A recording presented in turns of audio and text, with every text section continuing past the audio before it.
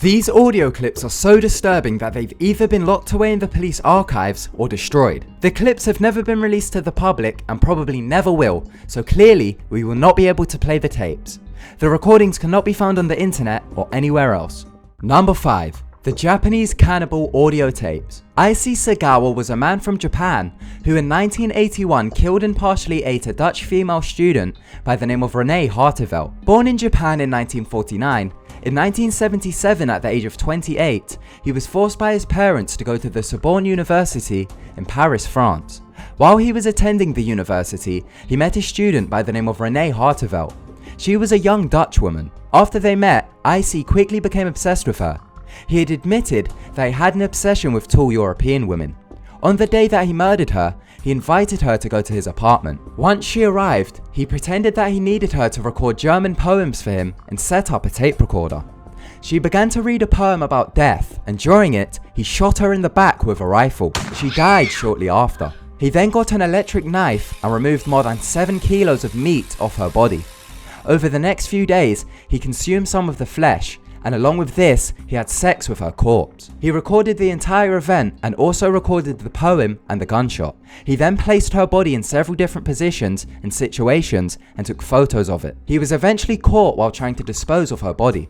He lost a suitcase which contained her body parts within a park. The police found it and managed to trace it back to him. He was dubbed in the media as the Japanese Cannibal. Although the police released several graphic photos of the victim and much gruesome details, they never released the audio tapes to the public. It's believed that no one other than the police have heard the tapes. Also, if they have yet to be destroyed, then they are stored in the police files. Following the murder, Issei got off almost completely free. During the trial, he claimed that he murdered Renee because he needed to absorb her power as it was part of an artistic act. He was declared insane and spent a year in a mental hospital. He was then transferred to Japan, where he lived as a free man. He became quite a celebrity and starred in erotic films and wrote books. The most latest news was that he was working as a freelance artist for nude paintings. He also stated that he wishes to die slowly while being eaten by a tall Dutch woman. Number 4. The Killdozer Audio Tapes. The Killdozer was a name created by the media, which was used to label the vehicle used by Marvin Hemia during his rampage. Marvin was an American welder and muffler repair shop owner who lived in Colorado. In 2004, he made headlines in the media after he went on a rampage in a customized bulldozer he had created. So how did the madness start? A concrete supplier by the name of Mountain Park Concrete offered to buy the land his muffler shop was on so that they could build a batch plant. He originally agreed, but then changed his mind later on. In 2001, the zoning commission agreed to allow the plant to be built. Marvin appealed against this, but wasn't successful. After authorities reviewed his shop, he was fined $2,500 as some safety standards were not met. He then tried to start a petition to stop the construction of the plant, but it failed. This is what led to the madness.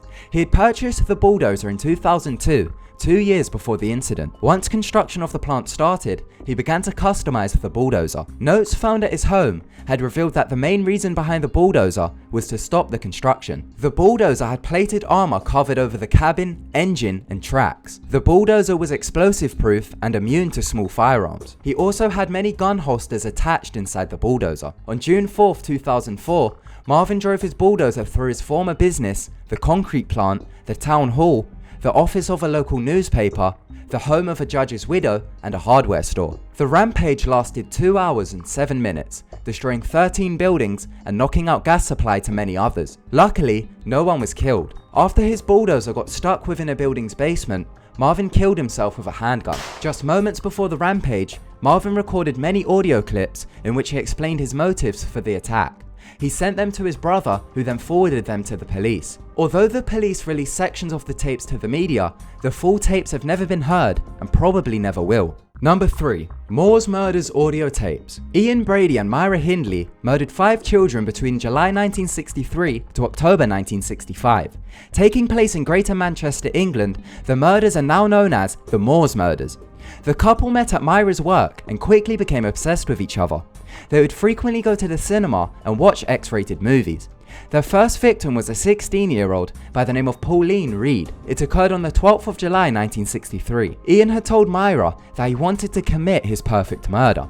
They picked up their victim in a van, Myra was driving while Ian followed on a motorbike. Myra tricked the victim into entering the van as she recognized her and asked her if she would help them find an expensive item that they lost. They then drove into a mall. Ian forced the victim out of the van and led her towards the mall.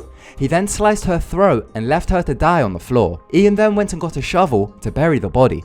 Over the next 2 years, the couple killed 5 children aged between 10 years old and 17. They had also sexually assaulted their victims. During the murder and rape of a 10-year-old girl, they recorded the entire audio of the event. The 13-minute tape was found within a brown suitcase at lost property at a train station in Manchester. Also in the suitcase were many photographs of the victim. The only people who have heard the tapes are the jurors and the mother of the victim. The mother claims that the audio will haunt her until her death. The jurors found the tapes so sickening that they stated they were quite unusual. The British court revealed that they have no intentions of releasing the audio. The tapes have been described as really strange. It's said to contain different music, including Christmas jingles. Over this, the voices of a man and woman and young girl are heard. They then go on to torture the young girl. The couple were finally caught after an attack went wrong and police began to investigate their home. They found a corpse within a room. The couple got life imprisonment and later on went to confess to the murders in the 1980s. Ian is still alive and in prison, but Myra died due to heart disease. Number 2. Grizzly Man Death Audio Tapes.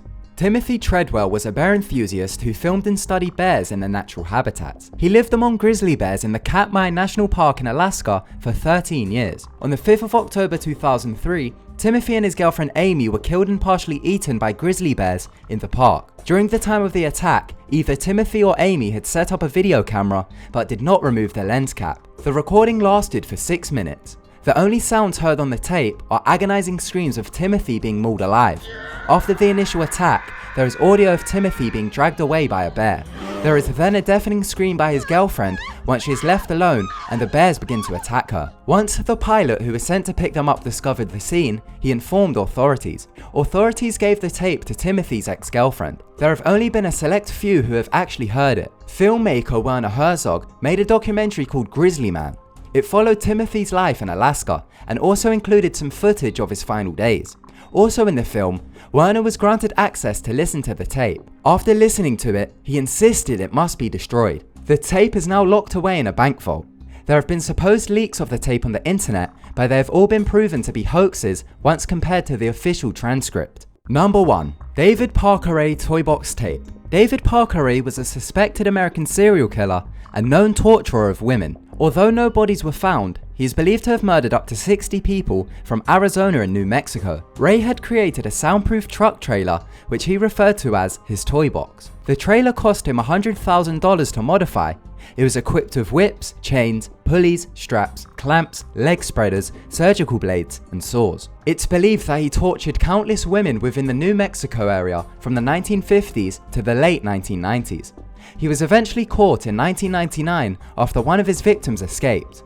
After the police searched his property and toy box, they came across tapes which are now known as the toy box tapes. They were recordings of David's voice instructing the woman on what they were about to endure. He explained why they were there and what was going to happen to them. The tape has never been released to the public and it remains in the police archives. The transcript of the tapes are available online and they are truly disturbing. David was convicted of kidnapping and torture in 2001, but he was never convicted of murder.